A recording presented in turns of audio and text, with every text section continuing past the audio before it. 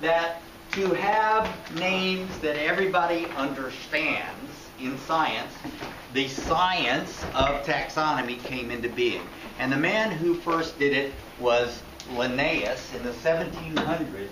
He was a Swede, and he said, we've got to have a standard way of naming things because in every different country, in every different language, they have multiple names, even in the same city, they have multiple names for the same living thing. So we need a standard way of naming. And to get a standard way of naming, we have to have a system of organizing living things so everybody knows exactly what you're talking about. So first, to get a standard name, we have to have a standard organizational system. And this is called the science of putting things in this scaffolding. And which come first, simple or complicated? If you get a degree in architecture from UCLA, are they going to let you build Freedom Tower in Manhattan? No. No. You've got to start small. Prove that you can do it, and then you get to complicated. The same thing with living things. We start with the smallest. We try to get things that have similar characteristics, and we think that things that have similar characteristics must be related, right? I mean, if you go and look at, my family, they all have, on my mother's side, these big, gigantic sort of elephant ears. Okay, so they must be related kind of thing. This is the kind of thing we're talking about. So, where the science of putting things in that hierarchy from simple to complex, according to relationships, the science of putting them in the right place is called taxonomy. Where you put them in that structure is called the taxa. So, where you put them in this system of classification, from the complicated all the way down to the simplest, that structure of relationships is called the taxa. Putting them there, the science of doing it right, is taxonomy. Now, taxonomy has, remember, science changes all the time. And when we find something that doesn't work, or we find something that's wrong, we alter it. Now, that's different than other studies. And this is not to be insulting or anything, but in religion, is there flexibility? No. There is no flexibility. Very, very little wiggle room, if you want it. There are rules. And if you don't like it, you've got to go start a new religion. You can't, if you're Baptist, you follow the Baptist, the doctrines that are set up by your church. All right? In science, that's not true. We have these theories, but they're all alterable if we find other evidence. That's very important for today's chapter because you're going to find some things that have been altered. Okay, so taxonomy, the science of taxonomy, is the science of putting things in the right hierarchy by relationships to each other, from simple to complex, assuming that all life began at one point and change is related back to that one original living thing. Now, some of this is going to change, but this is our original thought. Now, if everything's related back to one living thing or a original cells or cell, what evidence do we have that that is true? Name some things that show that all living things are related and not, let's say, spontaneous individual creations. Yeah? Similar functions and cell. Right. Name a living thing that doesn't use DNA for heredity. There aren't any. Name a living thing that doesn't use the essential amino acids. There isn't any.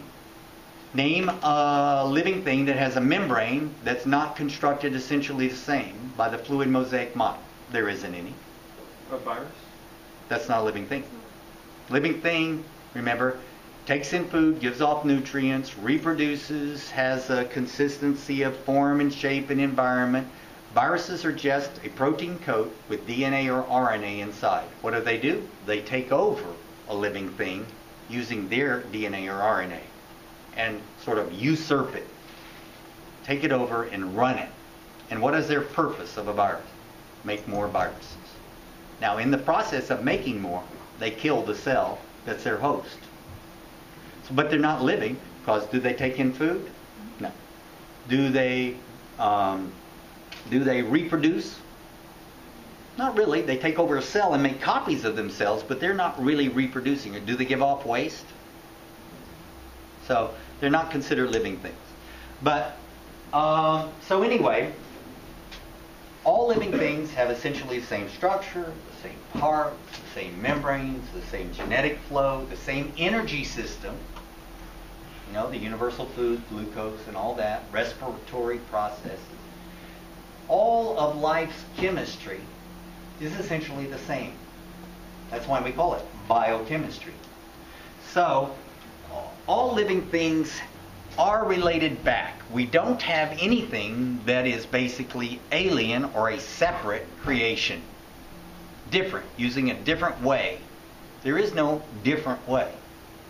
They're basically an oak tree leaf and your cells and the cells from a dog's nose are all the same. There's just a few little protein differences, but essentially all their structures are the same. Everything they do is essentially the same. So, we are trying to create a tree of life where the base is the simplest things and the complicated things are way up here. And we're trying to say all the simple things that are similar are together and then changed and became more and more complicated. Now, we used to call this evolution, remember. We don't call it evolution now because evolution has a religious connotation and people can go to hell for believing it and all that. We call it natural selection theory. And all of science is based on it. Now, a lot of people take exception to natural selection theory because they believe literal things from a religious text. But if you believe literal things from religious texts, that means you can't eat lobster, you can't wear red if you're a woman. There are lots of things that if you took literally, you can't pick and choose what you take literally.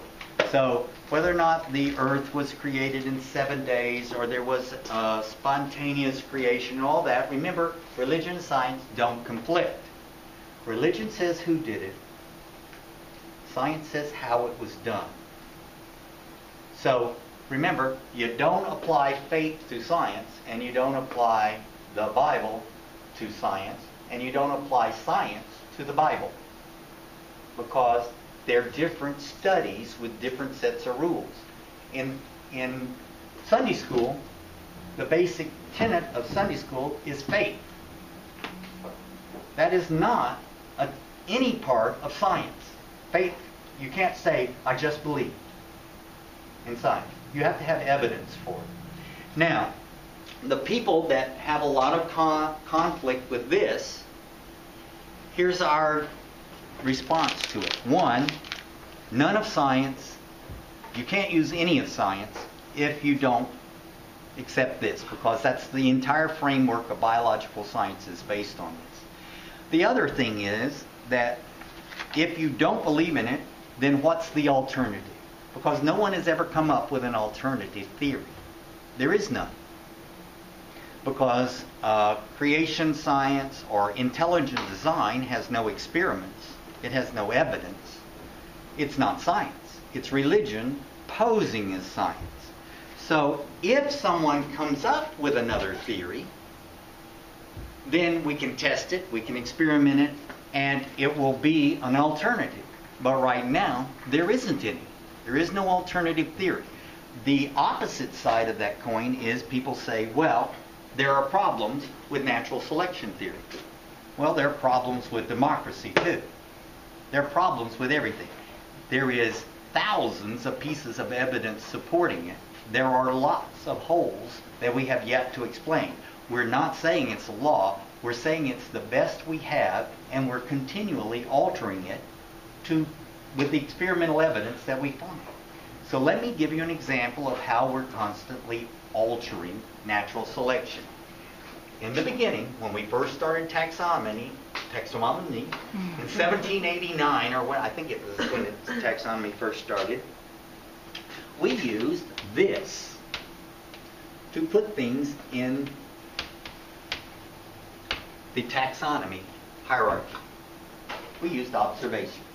So tell me, how good is observation in establishing truth of how living things are related? Not good. Not worth a crap. Look under the microscope at gram negatives.